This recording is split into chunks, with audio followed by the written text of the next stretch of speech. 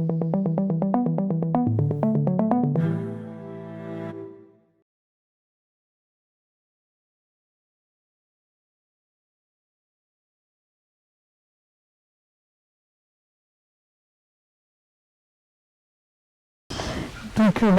merci à tous d'être là ce matin que je vous présente mon projet de diplôme. Donc, je vais commencer par cette citation que vous connaissez peut-être, qui dit que tout le monde est un génie, et si vous jugez un poisson à sa capacité à grimper à un arbre, il vivra toute sa vie en croyant qu'il est stupide. Et et surtout à l'école, j'ai un petit peu un poisson qui m'a demandé de monter dans un arbre. Et du coup, je me suis souvent interrogée sur les différences, les normes, pourquoi une était connotée comme négative, pourquoi l'une était connotée comme positive. Et du coup, j'ai décidé d'axer mon mémoire sur la norme et la différence pour répondre à mes questionnements en me demandant si la différence pouvait devenir une norme dans la société. Donc du coup, pendant mon mémoire, je me suis rendu compte, j'ai cherché justement ces notions, je me suis rendu compte qu'elles étaient essentielles l'une à l'autre, qu'elles permettaient chacune de définir l'autre, qu'il n'y avait pas de normes sans différence, qu'il n'y avait pas de différence sans normes, et que c'est elles en fait qui définissaient en fait la société, qui était composée de normes et différentes, et que sans ces deux notions, il n'y avait pas de société. Donc du coup, au cours de l'analyse de cas pratiques, je me suis rendu compte qu'il y avait un schéma qui se répétait, donc il y avait l'apparition toujours d'une différence, qui crée du désordre, qui crée des manifestations, des révoltes, qui par la suite, quand elle était acceptée, finissait par se normaliser, et qui ensuite permettait l'évolution des sociétés. Donc c'est un schéma qui se répète sans cesse. Si par exemple on prend l'exemple du droit de vote des femmes, au début ça a apparu comme une hérésie, il y a eu des révoltes, il y a eu des manifestations, ça a fini par être accepté, et c'est pour ça que beaucoup de pays, la plupart, ont le droit de vote pour les femmes, et que ça a permis d'évoluer les sociétés. Donc du coup, au cours de mon mémoire, j'ai aussi mis en route, pour me centrer sur la partie un petit peu cas pratique, sur la dyslexie de Béatrice Sauvageau, qui expliquait en fait que la dyslexie c'était pas un handicap déjà, et que ça pouvait être vu justement comme une différence. Les enfants dyslexiques peuvent être vus comme une différence au sein d'une classe d'enfants 10 qui peuvent être la norme. Mais qu'en fait, c'était juste des enfants qui, en fait, avaient leur cerveau emprunté des chemins différents, ils avaient juste une autre façon de penser. Et ils avaient en fait plein de domaines dans lesquels ils étaient bien plus doués que les enfants 10, donc qui pouvaient être la spatialisation, c'est-à-dire la perception de l'espace, la visualisation 3D, et ils avaient un esprit créatif beaucoup plus développé. Donc, je suis venue au constat que, en fait, la dyslexie est certes une différence, mais c'est en aucun cas une infériorité. Donc du coup, pour ma question de designer, j'ai beaucoup aimé cette partie de mon mémoire, je me suis dit que je pouvais du coup m'axer là-dessus. Et en fait, ça m'a touchée parce que moi j'ai une petite sœur qui est dyslexique. Et quand j'étais petite, quand je faisais le devoir avec elle, j'aimais bien un petit peu essayer de changer les exercices, d'essayer de lui apprendre d'autres manières parce que je voyais que l'apprentissage normal, elle avait un petit peu mal. Et un petit peu créer de nouveaux exercices. Et je me suis dit que vu que j'aimais bien faire ça avant, je pouvais peut-être orienter mon diplôme là-dessus. Donc je savais que je voulais travailler sur des personnes atteintes de troubles 10. Que je me suis centrée plutôt sur l'apprentissage parce que c'est l'endroit en fait l'école où les enfants dyslexiques et les enfants qui ont des troubles 10 ont le plus de difficultés. Et je voulais justement que ça soit grâce à, en fait, de prendre de la différence, comme j'avais pu observer dans mon mémoire, de prendre de la différence pour en faire une force et permettre l'évolution. Donc, prendre la façon d'apprendre des dyslexiques et des enfants 10 pour essayer de faire évoluer en fait l'apprentissage actuel. Donc du coup, je vais vous définir ce que sont les troubles 10, parce que ça vous parle peut-être pas. Donc en fait, c'est composé de 5 troubles. Donc il y a la dyslexie, qui est le trouble du langage écrit, qui est le plus connu, et ce qui touche le plus d'enfants. Ensuite, vous avez la dysphasie, qui est le trouble du langage oral. Donc ça va être des enfants qui vont avoir du mal à ordonner leurs pensées, et ce qu'ils disent va être très très confus. Donc en fait, il n'y a pas de corrélation entre ce qu'ils pensent et ce qu'ils disent, et ça va être des phrases et des idées très très confuses. Il y a la dysgraphie, donc qui est le trouble de l'écriture, donc ça va être énormément du mal à écrire et faire des lettres. Par exemple, des enfants à qui on a dit toute leur vie « vous avez des copies brouillons, il faut faire un effort, il faut être sourd ». En fait, la plupart du temps, c'est un truc qui s'appelle la dysgraphie. Il y a la dyscalculie, donc c'est le trouble des mathématiques, donc c'est la difficulté à comprendre les notions abstraites des mathématiques à la réalité. En fait, tout ce qui va être, c'est un petit peu ce qu'avait ma petite sœur, c'est-à-dire que les mathématiques, je devais absolument faire des schémas et recentrer ça sur la réalité, ou donner des exemples de la vie courante, et là, en fait, elle comprenait. En fait, toutes les notions abstraites en maths sont très très compliquées pour eux. Et pour terminer, vous avez la dyspraxie qui est le trouble de la motricité, donc ça va être des enfants très maladroits qui ont du mal avec la coordination, et avec les gestes simples, comme par exemple faire ses lacets, faire un saut. Donc ces 5 troubles sont ce qu'on appelle les troubles spécifiques de l'apprentissage, donc TSA. Et donc, du coup, de ça, on a découlé en fait certaines observations et informations clés qui sont importantes pour la suite de nos sujets, qui sont que les enfants de CP-CE1, ils ont un taux de concentration maximale de 30 minutes, donc c'est les enfants de 7-8 ans environ, qu'un enfant ne peut être acté dyslexique qu'à partir du CE2. Donc ça, c'est une maîtresse et une orthophoniste qui m'a expliqué ça, dans le sens où en fait, il peut aller voir un orthophoniste avant et acter avec un diplôme ou un certificat comme enfant dyslexique, et ça peut arriver qu'à partir du CE2. Le mouvement permet de stimuler l'apprentissage et la mémoire à long terme. Donc ça, je l'ai vu sur une étude qui a été menée sur 500 enfants aux Pays-Bas. En fait, ils ont fait des tests où ils ont mis des enfants dans 2 classes. Une classe où ils leur ont appris une leçon de manière très basique au bureau avec le professeur qui parle. Et une autre classe où en fait, entre chaque réponse et chaque information, ils ont demandé aux enfants de se passer la balle. Et en fait, surtout sur les 500 enfants, ils ont appris que les enfants qui avaient appris par le mouvement avaient déjà beaucoup mieux appris et appris sur le plus long terme que les enfants qui avaient appris de manière standard. Que l'apprentissage ludique dans la classe diminue fortement dès l'entrée en primaire. Donc comme on peut le voir ici, en classe de maternelle, on est quand même sur un univers très ludique avec beaucoup de jeux. Et en fait, en classe de primaire, l'univers change quand même radicalement. Alors que pourtant, pour un enfant qui passe de grande section à CP, en fait, il n'y a que seulement 2 ans qui se passent entre ces 2 univers-là. Donc en fait, il change d'univers comme on peut le voir, il change d'école, il change de copain-copine. Donc c'est vraiment un changement qui est assez gros pour ces enfants-là. Et pour finir, que l'apprentissage par le jeu est toujours plus efficace et plus motivant par les enfants, et c'est notamment ce qu'utilisent la plupart du temps les orthophonistes. Elles essayent de susciter en fait l'intérêt de l'enfant pour lui faire apprendre des choses, et ça passe la plupart du temps par le jeu, parce que les enfants de cet âge-là sont quand même beaucoup attirés par ça. Donc ensuite, j'ai fait des interviews. Donc j'ai interviewé une orthophoniste qui m'a expliqué en fait que les dyslexiques et les enfants atteints de troubles 10, ils avaient du mal à quantifier et à se représenter l'échelle des valeurs. Par exemple, si on demande en fait à un enfant dyslexique ou même un enfant en fait de 7-8 ans, parce que la maîtresse m'a confirmé ça, de représenter 1 cm avec ses doigts, il y en a qui peuvent faire ça.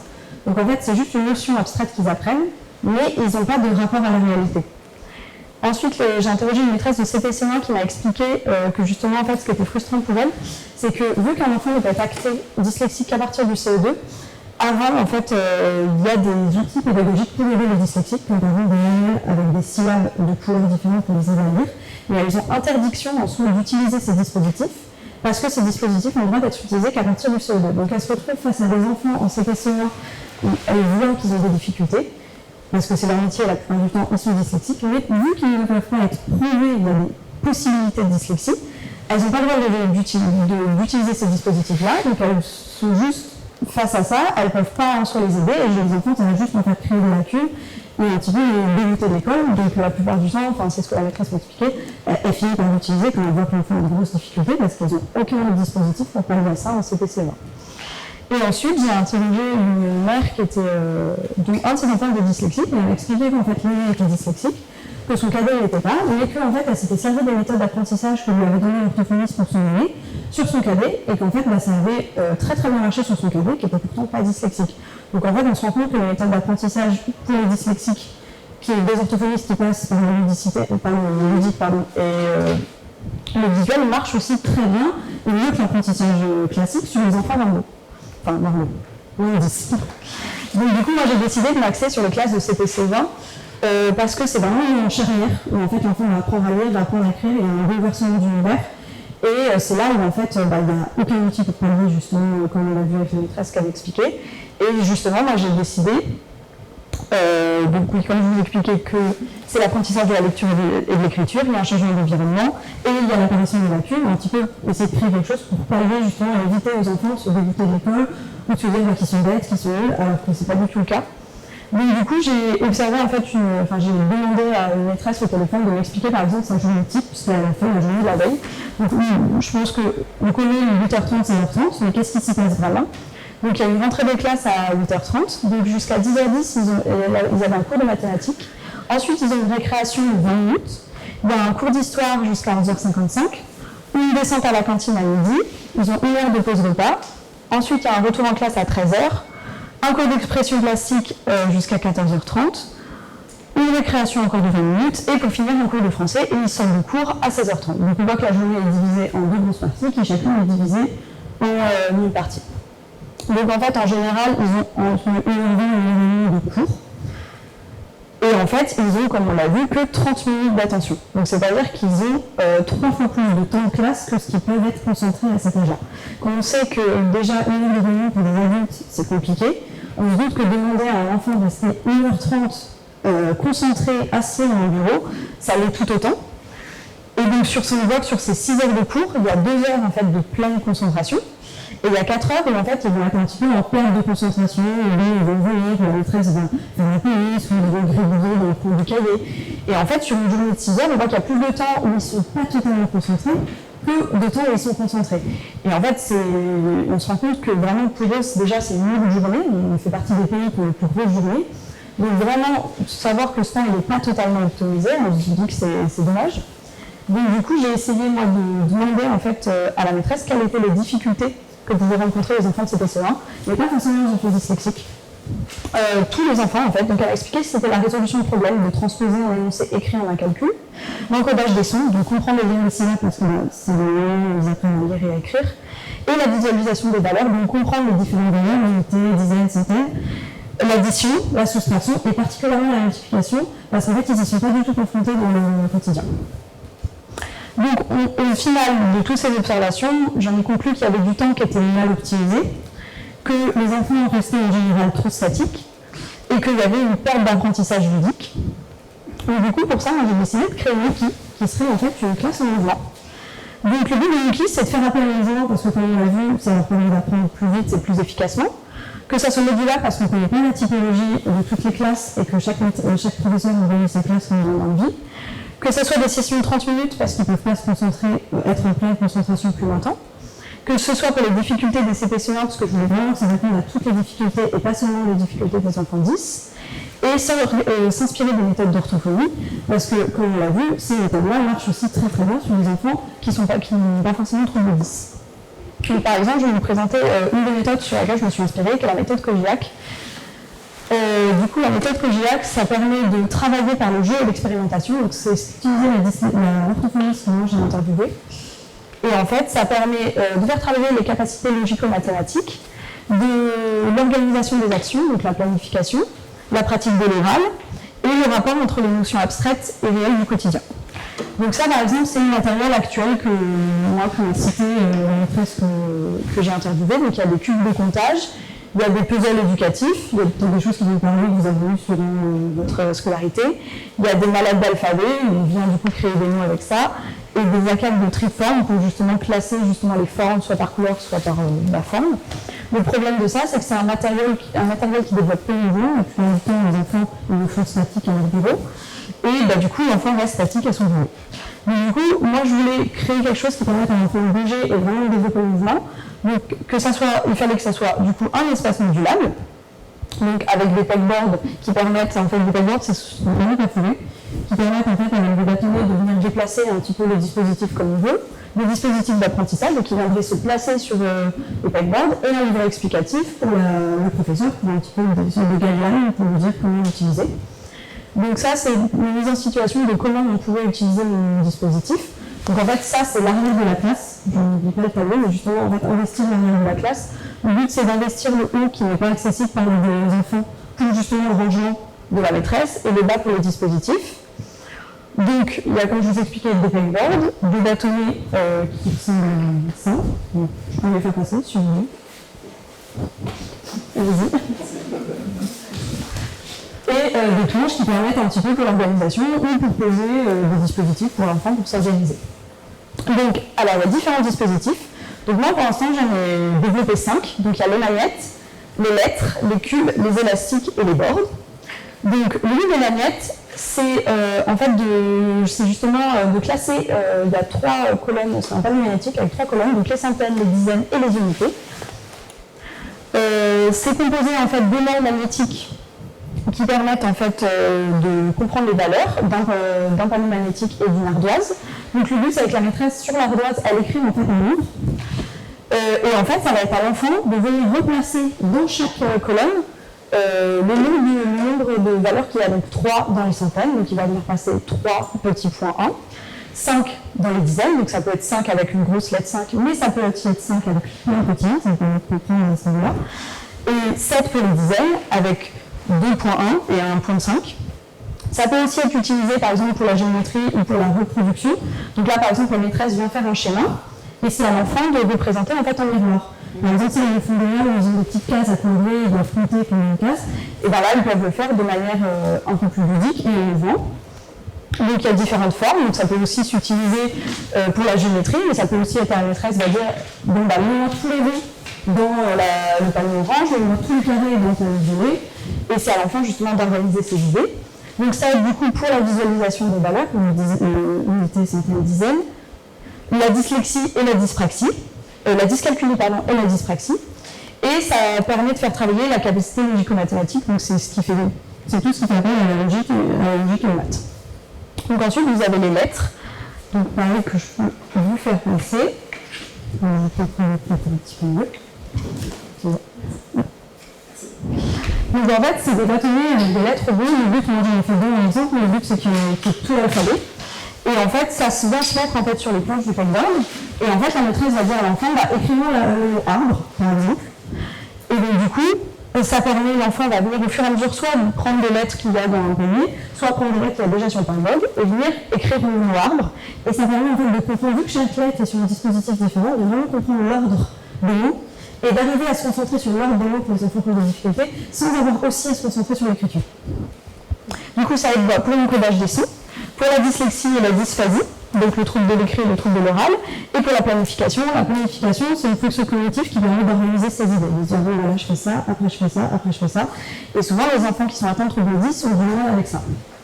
Ensuite, vous avez les cubes, donc que j'ai pas pu formaliser parce que c'était un petit peu trop compliqué à faire en maquette. Mais en fait, c'est des cubes qui tournent sur eux-mêmes et qui sont composés en fait d'une partie magnétique, en fait, d'une planche magnétique comme on peut voir sur les frigos, qui se colle et qui se décolle, sur laquelle la maîtresse va pouvoir noter des choses. Et en fait, le but de ces cubes-là, en fait, c'est par exemple si vous avez un problème basique. Ce qui va poser problème à l'enfant, en fait, ça va être plutôt les mots de vocabulaire. C'est-à-dire que la maîtresse m'a parlé, elle a dit oui, ils ont du mal à transposer un mot écrit en calcul, c'est des problèmes de maths. L'orthophoniste m'a dit non, pas du tout. Le problème, c'est que autant qu'eux, et deux fois plus, ils ne savent pas à quoi ça correspond. Ils ne savent pas s'ils doivent rajouter, s'ils doivent enlever. C'est juste des problèmes de vocabulaire. Donc le but de ces cubes, c'est en fait qu'on puisse écrire ce qu'on veut dessus. Donc la maîtresse vient, par exemple, avec une lettre égale, avec des mots de vocabulaire, et c'est à l'enfant de tous les aligner. Et en fait, c'est des planches magnétiques parce qu'en fait, au début, j'étais partie du fait qu'on va juste créer ça, par exemple, pour les annoncer les problèmes. Sauf qu'en fait, au bout d'un moment, les enfants, ils comprennent. Et en fait, le but, c'est que ça sert, par exemple, à autre chose. Donc, la maîtresse peut très bien marquer, imaginons, là, comme je vous expliquais, en plus grand nombre, ça tourne, et du coup, c'est à l'enfant d'aligner les mêmes choses. Et du coup, ça peut très bien aussi servir, donc ça, c'est les différents... Pardon, je me suis dit, les différents pour moins, pour égal, pour fois. Donc ça permet à l'enfant de bien comprendre quel vocabulaire correspond à quelle valeur. Et ça peut très bien aussi servir, par exemple, pour table de 7, noter des résultats de multiplication, et c'est à l'enfant d'aligner sur la même colonne, avec le cube, ce qui correspond à la table de 7. Par exemple, pour l'imparfait, déterminaison de l'imparfait. 12, à quoi ça équivaut 12? Par exemple, les villes de France. Et en fait, c'est à l'infini. Là, la maîtresse, le professeur, c'est vraiment lui qui choisit jusqu'où il peut aller et quand est-ce qu'il a envie d'utiliser cet outil pédagogique. Donc ça aide beaucoup pour la résolution de problèmes, c'était l'idée de base, mais du coup pour la dyspraxie et la dyslexie, et pour la comparaison et l'association d'idées. Donc on va devoir comparer plusieurs idées. Ensuite, vous avez les élastiques, donc, qui sont en fait ici. Je ne vais pas trop vous faire ça, je vous montrerai après. Donc en fait, le but des élastiques, c'est des élastiques tendus en fait, entre deux bâtonnets sur le packboard. Et en fait, ça va venir aider à l'enfant à comprendre la forme des lettres. Donc par exemple, les enfants dysgraphiques et les enfants dyslexiques, ils vont avoir du mal avec le D minuscule et le B minuscule. Et bien là, il va pouvoir en fait associer le mouvement, donc le D, ça va vers la gauche, au fait de la lettre. Donc bien plus que par l'écriture. Donc la maîtresse peut lui comprendre et lui montrer, elle met une barre au milieu, l'élastique au milieu, elle va dire, voilà, écrivons un D majuscule. Donc ça va aider à l'enfant de placer les panneaux un par un et de venir tirer du coup du côté gauche parce que la barre du D va du côté gauche. Pour le B, ça va du côté droit. Donc voilà. L'analogie ici. Après, ça peut très bien servir pour les mathématiques. Donc elle demande à l'enfant, fais-moi un carré par exemple. Donc là, ça serait un élastique où il y avait sur le bâtonnet, il y avait 2 élastiques, et l'enfant viendrait en fait tirer de chaque côté pour créer un carré. Et 20, ça fait un triangle. On peut faire un hexagone. Et après, c'est l'infini. Donc ça peut être aussi pour comme on l'a vu sur les magnettes effet miroir. Donc la maîtresse fait un motif, elle demande à l'enfant de faire de même, et ça va être à lui en fait de placer les bâtonnets en comptant combien il y a à chaque fois, au lieu de juste colorier sur une petite feuille, de venir le faire sur un tableau, et en fait de déplacer et du coup mettre les élastiques pour créer le motif miroir. Donc ça va être principalement pour la spatialisation, donc la perception de l'espace, la dyspraxie et la dysgraphie, et le repérage de cibles. Donc, et pour finir, il y a les bornes, donc, qui sont ces petites planches-là, qui en fait, j'en ai fait une en fait, par valeur, donc avec des couleurs différentes, pour que les enfants puissent les dissocier. Et en fait, le but, ça sert aussi principalement pour les compléments à 10, qui était un des critères fondamentaux de la maîtresse. Elle a dit, en sélectionnant les compléments à 10, ça pose beaucoup de problèmes et c'est une de base. Et en fait, par exemple, si vous voyez ça, vous comprenez vite très vite que c'est des compléments à 10 parce que vous les avez vus. Et quand l'enfant sait dessiner, c'est juste un chiffre abstrait plus un chiffre abstrait. Alors que quand on le voit avec un visuel, il va comprendre beaucoup plus facilement et il y a un aspect ludique qui est ajouté. Donc ça peut aussi servir aux additions. Donc le but, c'est d'utiliser les petits bâtonnets avec des plus, des moins et des égales. Et de voir en fait la maîtresse va venir poser une addition. Et en fait, ça va être à l'enfant déjà de compter combien il y a de trous sur la planche, de connaître le bon nombre de bâtonnets, et de répondre à ça. Après, quand l'enfant a bien compris, on peut combiner les bords pour faire des additions plus compliquées. Et quand l'enfant a encore bien compris, on tourne ça et on fait fois. Donc on fait beaucoup de bords. Donc du coup, ça c'est le descriptif. Donc c'est composé d'un peu de bords, de bâtonnets, de bords et de bâtonnets à signes. Donc l'enfant, la maîtresse vient placer par exemple 2 plus 3, et elle demande à l'enfant combien ça fait. Donc là, ça fait 5, et ça a 8 compter. Donc ça aide beaucoup pour la visualisation des valeurs, donc l'addition, la soustraction et la multiplication, la dyscalculie et la dyspraxie, et la capacité logico-mathématique. Donc ensuite, il y a un livret d'apprentissage qui est fourni au professeur. Donc j'ai de gros soucis d'impression, il est très très bien imprimé. Je ne sais pas si vous voulez le feuilleter quand même, c'est des petits modes d'emploi pour la maîtresse, pour vous expliquer en quoi consiste mon kit. Je me fais passer. Ouais, je suis désolée, j'ai des gros soucis, j'ai dû le faire imprimer ici, je suis un petit peu triste. Mais bon. Donc j'ai essayé aussi de repenser les livres parce que les tables, en fait, dans la classe, elles n'ont pas changé depuis des années. C'est toujours des tables de 2, les enfants sont de 2. Alors qu'en fait, il y a des tables d'entraînement qui permettent beaucoup plus de modularité et on peut les utiliser de différentes façons. Par exemple, là, on peut faire une ligne, là, on peut faire un hexagone, et là, on peut faire un triangle, et là, on peut faire un hexagone. Donc ça permet en fait à la maîtresse, par exemple, on fait un cours d'expression plastique, on met toutes les tables ensemble, ça peut être sur boulette, et du coup, les enfants travaillent tous ensemble, c'est donc plus pratique pour la maîtresse que juste pour faire une dépendance. Donc ça, par exemple, c'est pour montrer qu'il peut y avoir des tableaux au niveau du tableau qui sont sur rail. Et en fait, la maîtresse, si par exemple, elle a envie, au cours de montrer les bords, et en fait, elle peut les prendre et les montrer à toute la classe sur les bords du tableau. En fait, elle les met sur rail. Ici, elle veut montrer sur les cubes, sur les lettres, et elle peut les déplacer en fait un peu partout quand elle veut dans la classe. Donc, son utilisation, donc en fait, c'est utilisé pendant 30 minutes. Donc ça va être un apprentissage par exemple classique au bureau, où ils arrivent, ils sont concentrés. Ensuite, il y a l'utilisation de Wiki pendant 30 minutes, parce qu'ils commencent un petit peu à se déconcentrer.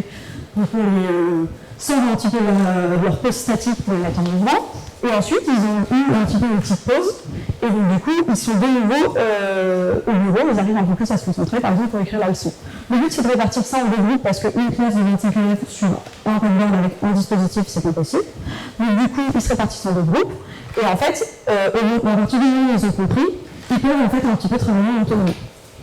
Donc par exemple, si on reprend l'utilisation, pendant le cours de mathématiques, on va utiliser les magnettes et les élastiques, et les bornes. Pendant le cours d'histoire, on va utiliser les lettres pour écrire des choses, par exemple des notions, des villes et les cubes. Pendant le cours d'expression plastique, c'est quelque chose qui est déjà beaucoup nouveau, mais du coup, la maîtresse peut rester sur ce qu'elle fait actuellement. Et pour le cours de français, on va utiliser du coup les cubes, avec par exemple les lignes imparfaits, les lettres, et les élastiques, par exemple le D, le B et toutes les lettres. Donc là, j'ai fait une petite vidéo, en fait, je l'ai fait... Ah, ça ne marche pas. Ça ne marche pas. C'est pas grave.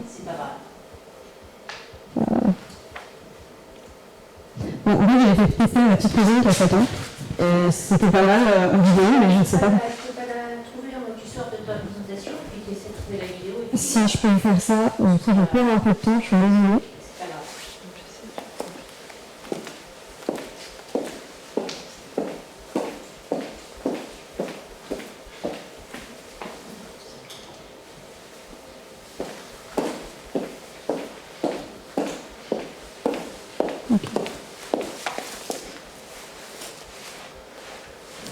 Oui, le son est sur mon PC. J'ai essayé de lui faire tester justement pour confronter la maquette à l'enfant de 5 ans, voir ce qui marchait, voir ce qui ne marchait pas. Et du coup, j'ai vu qu'elle a plutôt bien compris. C'était assez instinctif. Qu'il y avait des petits trucs de maquette qui ne marchaient pas, des premiers des dialogues de macro qui étaient un peu trop durs pour eux à rentrer. Mais sinon, la plupart du temps, elle comprenait.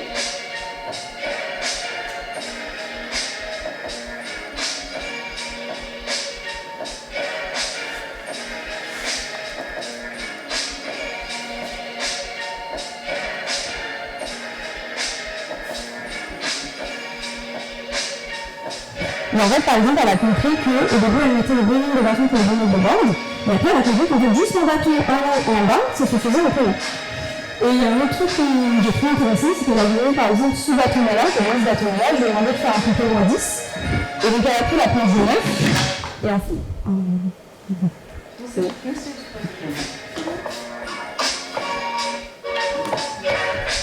Et en fait, elle est arrivée pour la mettre comme ça.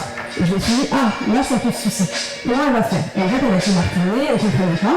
Et en fait, elle s'est dit, bon, c'est pas grave. Elle a pris le 1, elle l'a mis tout bas, et elle a mis ses planches. Donc elle a pris cette solution continue. Donc en fait, ça prouve que, j'étais contente de ça, parce qu'il y a plusieurs façons de les utiliser. Ça permet aussi de développer leur logique, leur sens de l'espace. Et au début, elle avait un peu du mal avec les bords, c'était un peu trop compliqué à mettre. Je pense que j'ai pas pris assez d'espace dans la maquette. Et d'un côté, son père a dit que c'était pas si mal, parce qu'en fait, ça leur permet en fait, de travailler la précision. Et du coup, elle avait, tu vois, quand on va mettre les cubes, les rectangles, etc. On va juste remettre sur la place. Hop. Tac. Ok. Ok. Ok. Donc du coup, ensuite, j'ai essayé de faire un retour test utilisateur. Donc j'ai fait tester à une mère d'un enfant qui est mentalement handicapé. Donc elle m'a expliqué, pour voir si ça marchait, elle m'a expliqué que là, elle avait bien aimé, parce que surtout les élastiques, ça lui permettait de faire travailler l'électricité. Et en fait, en fonction de si on le déplace, si on le met en fait ici, où il va être beaucoup plus lâche, donc c'est une différence de force, donc ça permet d'augmenter la difficulté à chaque fois. Et aussi pour les lettres, justement, que son enfant avait énormément de mal à écrire, donc ça lui permettait de se concentrer sur l'écrit sans avoir à se concentrer aussi sur l'écriture. Donc la maîtresse, elle a dit qu'elle aimait bien parce que les enfants, ils pouvaient le faire en autonomie, que c'était modulaire, donc elle aimait bien changer sa classe au cours de l'année, et que du coup, elle pouvait les mettre quand elle voulait, enfin où elle voulait. Et du coup, le père de ma cousine, qui a trouvé que c'était assez instinctif, et que au départ, ils arriver, ils se disaient, ouais, mais c'est quoi? Et en fait, finalement, elle a compris assez rapidement que ça leur permettait, comme je vous expliquais, du coup, de faire travailler la précision, et que c'était pas mal, et de faire travailler la logique et la visualisation dans l'espace. Donc j'ai aussi demandé à ma petite cousine ce qu'elle en pensait, parce que c'est quand même le principal intéressé. Donc elle a dit qu'elle aimait bien, elle trouvait des couleurs rigolotes, qu'elle préférait faire les additions comme ça que sur son cahier, et elle m'a demandé s'il pouvait en prendre pour donner à sa maîtresse. Donc du coup, pour l'identité, voici le logotype. Donc je me suis en fait inspirée, j'ai trouvé le logotype en fait après le dispositif, parce que je me suis inspirée du coup de mon dispositif pour créer le logotype, donc avec des formes qui rappellent justement tout le dispositif. Donc en fait, c'est une identité générative dans le sens où il a juste les 10 couleurs qui sont les mêmes couleurs en fait que pour les boards. Et ça peut, en fait, il n'y a pas une seule façon de le mettre, ça peut être de plein de couleurs différentes. Ça, c'est la construction du logo qui peut être utilisée. Par exemple, j'avais hésité à le mettre au bout des petits bâtonnets et je me suis dit que ça allait permettre de déconcentrer les enfants. Donc, ça peut être quelque chose à tester après. Et en fait, pour les couleurs, je savais que je voulais des couleurs vives, mais je ne voulais pas prendre n'importe quelle couleur, je voulais des couleurs qui soient familières. Du coup, en fait, je me suis inspirée des dessins animés qu'ils utilisaient actuellement. Donc, voici les couleurs. Et pour conclure, en fait, le but de ce dispositif, c'est de bénéficier du mouvement pour lui apprendre, d'avoir une concentration qui est mieux optimisée et d'avoir un retour ludique qui est quand même très très important chez les enfants à ce niveau-là et que vous énormément. Donc par exemple, après, quelles seraient les étapes? Parce que bon, moi j'ai fait ma petite recherche dans mon cours, mais si par exemple je veux vraiment aller dans les classes, je pense que déjà en premier lieu, il faudrait le valider auprès de l'éducation nationale, parce qu'il y a souvent des choses qui ne marchent pas, j'ai pas toutes les connaissances à ce niveau-là. Il faudrait appliquer en fait par la suite les principes aux autres niveaux scolaires. Donc moi j'ai fait CP1, mais on pouvait le faire en CE2, CE1, CE2, et en fait il faut juste prendre les difficultés de chaque classe et essayer d'appliquer et de changer ça. Et ensuite, essayer de le proposer, pourquoi pas, pour les orthophonistes et les centres pour les personnes handicapées, puisqu'apparemment, ça peut les aider aussi. Du coup, je remercie l'équipe pédagogique, Karine Dumas qui était la maîtresse, Justine Mas qui m'a aidé aussi, Chloé Blanc qui est ma petite cousine, François Chevalier et toute la team des élèves musicaux. Et je vous remercie beaucoup pour votre écoute. Merci.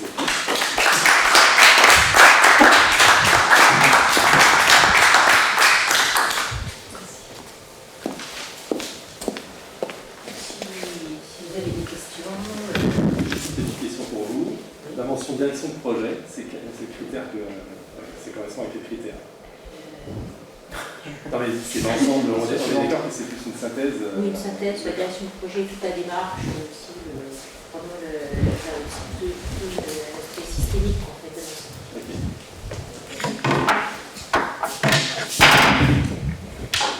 Une fois passé ça aussi sur j'ai complètement le stress. C'est bon.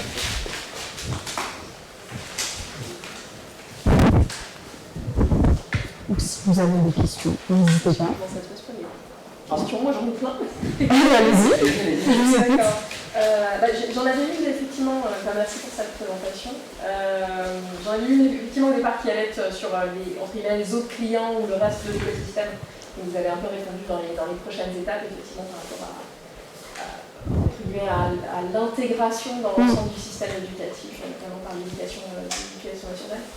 Alors j'ai un peu une question qui était quand même sur le niveau, parce qu'il y a certains des exercices en fait que ma fille fait en grande section de maternelle. Ouais. Alors j'avoue que je ne sais pas si c'est l'école qui est en avance sur le programme, mais j'ai pas l'impression. Et donc je m'attends à ce que moi en CP l'année prochaine elle fasse d'autres choses. Donc je ne sais pas si vous avez pu creuser un peu cet aspect-là. Justement, en fait, quand je l'ai fait tester, ma petite cousine, elle arrive très bien à l'école, elle n'a pas de soucis, et elle comprend tout très très vite. Par exemple, je lui demande, elle a compris les étapes d'après, et quand j'ai discuté avec son père, il m'a dit, mais en fait, ça pourrait aussi avoir une grande section pour tout le côté électricité. Et c'est vrai qu'en fait, ça, c'est le niveau de la grande section. Après, il veut aussi un petit peu en CP. Le but, en fait, c'est, moi, je vous ai montré les façons basiques un petit peu d'utiliser la base. Mais c'est vrai que ça peut être en fait bien plus évolué. En fait, le but, c'est que ce soit un outil pédagogique. Je donne les définitions de guidelines, mais la maîtresse l'oriente comme elle veut. Après, il y a des exercices qui sont plus faciles que d'autres. C'est un peu pour les enfants qui vont avoir plus de difficultés. Par exemple, des enfants en CP en plus en difficulté vont plus se rapprocher des exercices de grande section. Par exemple, la maîtresse m'a fait des groupes. Elle peut faire justement les enfants qui ont un peu plus de difficultés sur un exercice un peu plus facile, et les enfants par exemple qui ont supérieur, maintenant on va faire les additions un peu plus compliquées au mélange de bornes, et du coup voilà. Le but après c'est que ça couvre un petit peu tous les niveaux.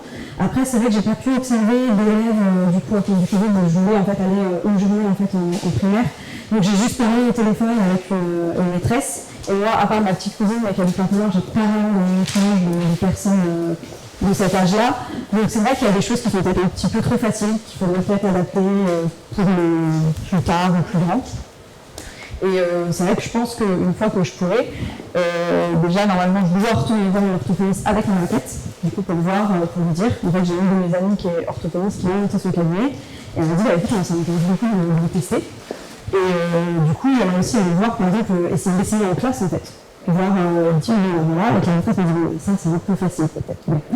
On en revient peut-être à la difficulté de la question qui est de faire une méthode générique pour un panel c'est ça. Entre guillemets de difficulté ou même d'âge, parce qu'entre un enfant qui est né en janvier et un enfant qui est né en décembre, ça fait énormément de différence. Et j'avais une deuxième question qui était, j'ai l'impression que du coup votre question de designer a changé entre le mémoire et là la présentation. Elle n'était pas formulée exactement pareil, de savoir s'il y avait une évolution dans votre... Dans quel sens changer? En tout cas, je l'avais pas lu comme ça dans le mémoire. J'ai l'impression que c'était plus faciliter l'apprentissage à l'école des enfants 10, et là c'était vraiment, c'était plutôt changer l'apprentissage pour tous grâce en apprenant des difficultés. En fait, la question du designer, c'était comment en tant que designer puis-je faciliter l'apprentissage grâce aux personnes grâce aux enfants atteints de troubles 10. Et en fait, le but c'était, après je sais pas, peut-être que pour les raisonnements, en fait, vu qu'ils s'est populairement, peut-être inconsciemment, ça a changé.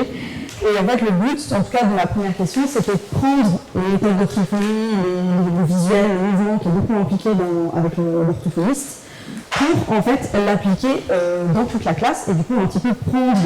En fait, une des choses aussi qui était importante, c'était je gardais une petite qui était dyslexique énormément et elle me disait non, je suis bête, non, j'arrive pas, non, de toute façon, et elle était vraiment très négative par rapport à elle-même, alors qu'il y avait des méthodes, des endroits où elle m'impressionnait beaucoup plus que des enfants de 10. Et en fait, je voulais un petit peu leur rappeler aussi des domaines dans lesquels ils ont un peu plus de facilité pour leur redonner un petit peu confiance en eux et que ça puisse en fait servir aux autres. En fait, c'est parti du principe que si on arrive pour les dyslexiques, si ça permet d'aider les dyslexiques et les enfants de 10, on pourra aussi très bien aider les enfants, si ça aide les enfants 10, on pourra très bien aider les enfants 10, en fait, qui peut le plus que le moins. Mais d'un côté, je ne veux pas montrer que les enfants dyslexiques, c'est moins, parce que c'est pas le cas. C'est juste qu'ils ont une manière de réfléchir qui est totalement différente. Et du coup, c'est vrai que c'est un sujet qui est un petit peu sensible parce que c'est pas un handicap, et puis c'est des connaissances. J'avoue que moi, ça se trouve, je vais voir une autre orthophoniste qui utilise une autre méthode, donc ça ne marche pas du tout. Enfin, je sais que chaque orthophoniste a un petit peu sa méthode. Et du coup, j'ai essayé avec les connaissances que j'avais de faire, de créer quelque chose qui puisse servir. Mais je ne sais pas si je répondrai beaucoup à la question. Mais... Est-ce que vous avez un peu réfléchi à la transition entre ce système effectivement très inscrit dans le mouvement, etc., et l'écrit? Justement, en fait, je me suis posé la question comment un petit peu convaincre les professeurs de l'utiliser. Et c'est pour ça qu'en fait, le but, ça serait déjà de faire une démo un petit peu en classe. De venir, je sais pas, j'aimerais bien du coup tester en classe pour ça, et de montrer aux professeurs que les enfants peuvent être intéressés par ça, qu'il y a de la nécessité, et qu'au début, on va peut-être pas l'utiliser une demi-heure, mais ça peut être un quart d'heure, ou une fois par jour, par exemple, ou 2 fois par semaine.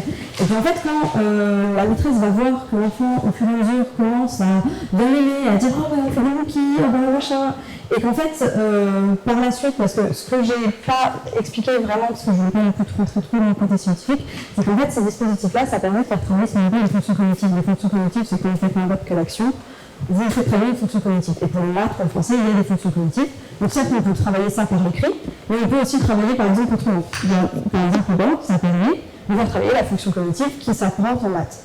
Et en fait, un enfant qui va travailler sa fonction cognitive via les bandes sans vraiment avoir l'impression de travailler parce qu'il est en train de jouer pour lui, et bien en fait après par la suite il va beaucoup mieux arriver en maths. Et justement le but ça serait d'essayer de le tester un petit peu, voir s'il y a des résultats, et je pense que s'il y a des résultats, les professeurs vont se dire en fait si, on y va, et d'utiliser une demi-heure entre chaque session pour permettre à l'enfant de redynamiser un petit peu le cours et d'éviter de rester et de faire des maths statiques une heure et demie en fait en bureau.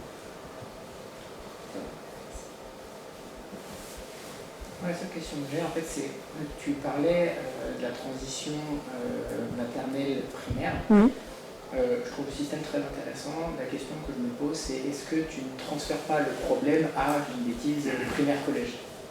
Alors, justement, on en avait parlé à un moment, et en soi, j'ai pas l'impression de transposer le problème, parce que ça fait appel à d'autres connaissances. Par exemple, pour les cubes, quand la maîtresse va demander les tables de multiplication, l'imparfait, tout ça, ça va être justement en fait quelque chose qu'on ne fait pas en fait en primaire, on va transposer, oui, le mouvement et l'aspect ludique, mais je pense pas que ça soit négatif, ça soit justement un aspect négatif. Et c'est pour ça que c'est pas quelque chose où on peut pas faire une école que de ça, c'est pas possible. Il faut des cours écrits, il faut des exercices scolaires, c'est vraiment un support et un ajout pour dire on se retrouve face à une journée de 6 heures, les enfants ils sont claqués, il y en a qui ont l'habitude après. c'est pas possible, sachant qu'au final, ils finissent par se déconcentrer. Qu'est-ce que moi, je peux essayer de faire pour un petit peu dynamiser ça, essayer de trouver une solution sans pour autant dire, oui, on a fait l'école, c'est 2 heures par jour. Et du coup, c'est en tout cas ce que j'ai essayé de faire, donc en apportant du jeu et du mouvement, parce qu'en fait, à cet âge-là, à 7-8 ans, les enfants jouent énormément, ils sont énormément intéressés par le jeu, et le seul jeu qu'ils ont, c'est dans la récréation. Alors que quand ils étaient en maternelle, j'avais du jeu tout le temps. Donc du coup, c'est pas transposer, enfin pas éloigner le problème, mais plus apporter, prendre des bénéfices de la maternelle pour les apporter en primaire, mais en les associant à ce qu'ils font déjà actuellement. Est-ce que tu as réfléchi à un nombre, on va dire, maximum d'élèves qui pourraient utiliser ça sur une classe où il y a des problèmes de 20-30 élèves dans une classe même? Est-ce que ça peut quand même continuer à les aider chacun individuellement? Ou est-ce qu'il y a un aspect plus collectif d'un seul qui va utiliser les outils, d'autres qui vont observer Bah, justement, en fait, après, je l'ai pas testé en vrai, c'est pour ça que j'ai voulu tester des classes un jour dans ce que j'avais. Le but, c'est vraiment de faire, c'est pour ça que je pensais aux groupes, parce que c'est pas possible. Après, ça dépend, si par exemple ils sont 25, ça fait des groupes en groupe de 13. Ça peut être après sur 3 dispositifs. Comme on l'a vu, il y a en fait chaque cours, histoire, géo, maths, permet d'utiliser au moins 2 dispositifs pour qu'ils puissent se mettre en groupe. Des fois, il y en a qui sont 3, donc ils peuvent peut-être se séparer en 2 groupes. Après, je ne sais pas combien maximum d'enfants peuvent être là-dessus, peut-être en fait 12 enfants, ça va être beaucoup trop, qu'il faudrait permettre en fait plus de dispositifs, ou par exemple, vu qu'il y a des pegboards, il faudrait mettre 2 pegboards où chacun sont en groupe de 2 et en groupe. Après, je sais que j'en parlais avec la maîtresse, je lui ai demandé justement ces histoires de nombre, où là, elle avait des lèvres, etc. Elle m'a dit qu'elle en avait 22, donc ça avait 11 et 11. Et en fait, elle m'a dit que d'un côté, c'était pas mal parce qu'ils aimaient beaucoup travailler en groupe, et ça pouvait, en fait, ils adorent faire un petit peu la maîtresse, le saut. En fait, ça peut être un qui est là, et qui dit, bon, il fait l'addition, donc c'est lui qui fait à la place de la maîtresse, on fait des enfants le principe, et c'est les autres enfants qui répondent. Et après, ça tourne, c'est un autre qui le fait. Et en fait, elle aimait bien, justement, ce côté un petit peu de collaboration, l'esprit d'équipe, et du coup, d'être à plusieurs. Après, honnêtement, ça se trouve, en fait, si je testais en classe sur 12 élèves, je dis, non, ça ne va pas, il faut trouver une solution. Après, je pense qu'il y a des solutions, c'est juste qu'il faut l'adapter. Mais oui, après, je pense que si une maîtresse voit qu'il y a un enfant qui a vraiment du souci avec, par exemple, les lettres et que ça l'aide énormément, elle peut peut-être séparer en 2 groupes et lui dire, bon, toi, si tu veux, tu peux faire tout seul, tu peux faire les lettres, ou des enfants qui arrivent mieux, séparés par niveau, séparés par... Enfin, après, j'ai pas pu tester vraiment sur le terrain qu'avec un enfant, donc c'est compliqué à ce niveau-là de savoir exactement. Voilà.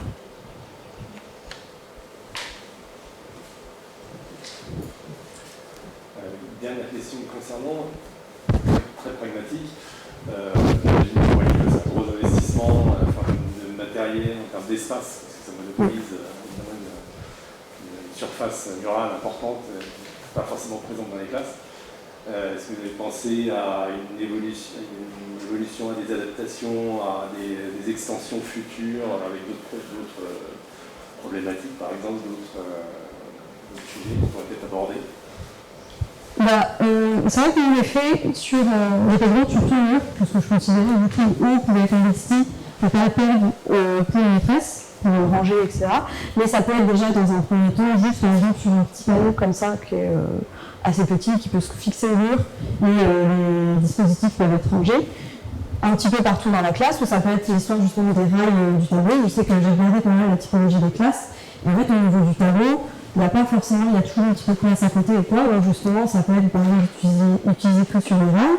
Après ça peut être, bon, bien sûr c'est pas le but, mais si par exemple les enfants ont une planche devant eux, ils peuvent le faire, mais ça j'étais pas très fan de ça, parce que le but c'est justement qu'ils bougent, et dans ces cas-là ça ne change pas des autres matériels qui va.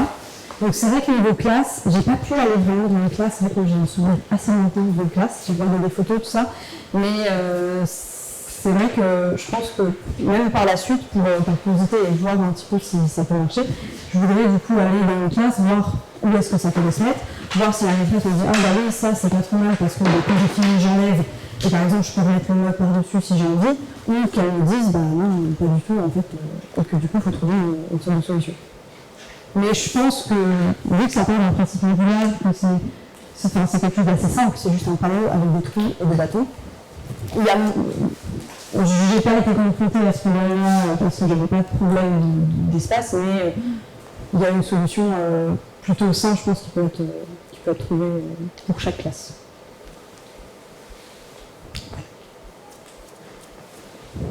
Merci, Charline. Voilà. Je propose de garder quand même le petit temps du débat du jury. Merci, Charline. Merci beaucoup. Merci à vous et bonne continuation.